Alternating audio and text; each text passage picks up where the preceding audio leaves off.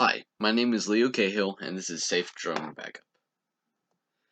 According to the FAA, it is estimated that nearly 1.3 million people in the United States fly FPV drones, and this number grows to 6 to 7%, and this was done back in 2019. FPV drone pilots incur the problem that whenever they crash their drones, they may not ever be able to find their drones.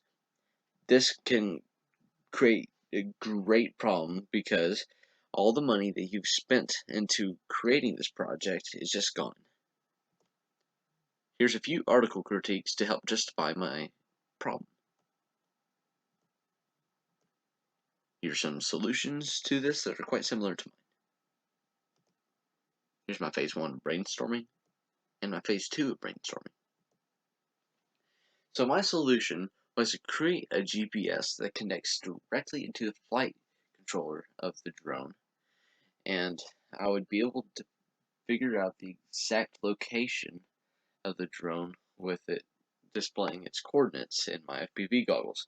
This isn't useful only for finding the exact location of the drone, but it's useful for creating flight logs and using telemetry. Here's my solution justification. Here's a list of parts for this project.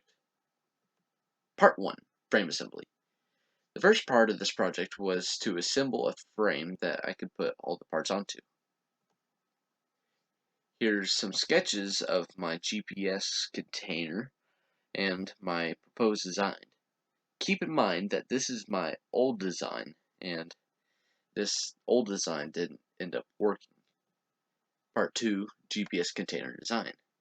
Like I said, the old design didn't end up working because it was too big and it didn't do multi-purpose.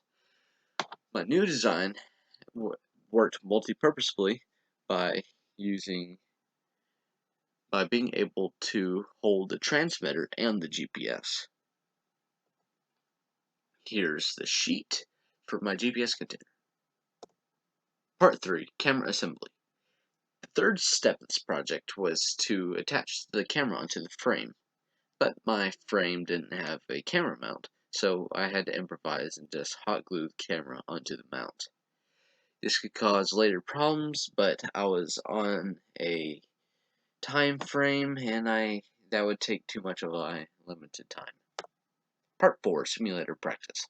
While I was waiting for parts to arrive in the mail, I'd started practicing flying FPV drones in a drone simulator, and I used Velocidrone for this. Part 4.1, transmitter battery. While I was playing in the transmitter and practicing flying the drones, I noticed that my 650 milliamp 2S LiPo battery would just die very quickly. I'd only have around 30 minutes of practice time before it would just die completely. So with the help of my engineering teacher, he let me borrow a 18650 battery holder that would fit directly into my Tyrannus QX7. When I was trying to solder this together, I noticed that the current was having trouble successfully throwing through it.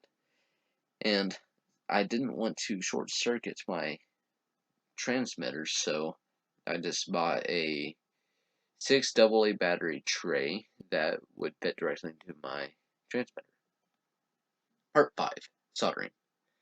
I started by soldering the motors to the bottom board, pretending the rest of the bottom board.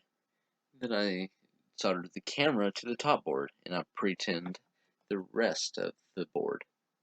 After this, I soldered the rest of the components onto the drone, and I started programming. After inspecting all the pads and making sure that there was no splices between them, I started programming in beta flight. Part 7, battery adapter. To be able to connect the drone to my 33 milliamp 4S LiPo battery, I needed to make an adapter. Part 8, binding the FPV goggles to the drone.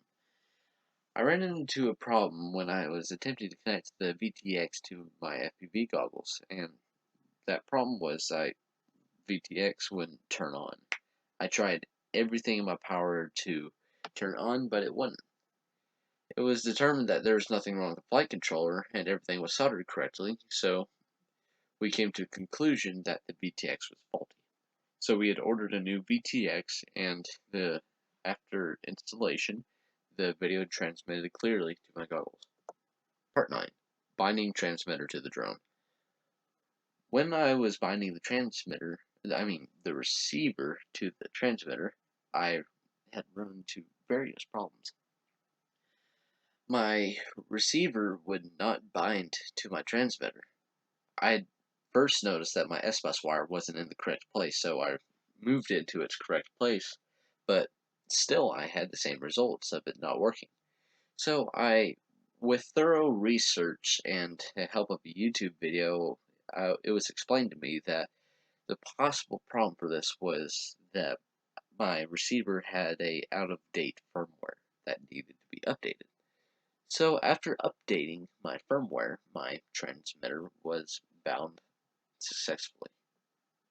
Part 10. GPS wire shielding. When I was working on my GPS, I noticed that my GPS just wouldn't connect to any satellites at all.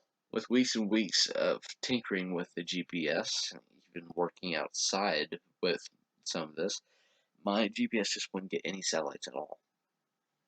With research and the help of a YouTube video, it was explained to me that the wires that connect the GPS to the flight controller are extremely sensitive and can be interrupted just by any frequency that's on the drone.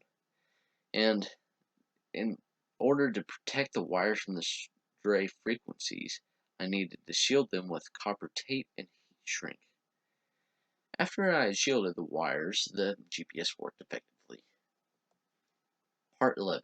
Here is a photo of my finished product. Part 12. Flight and testing of GPS.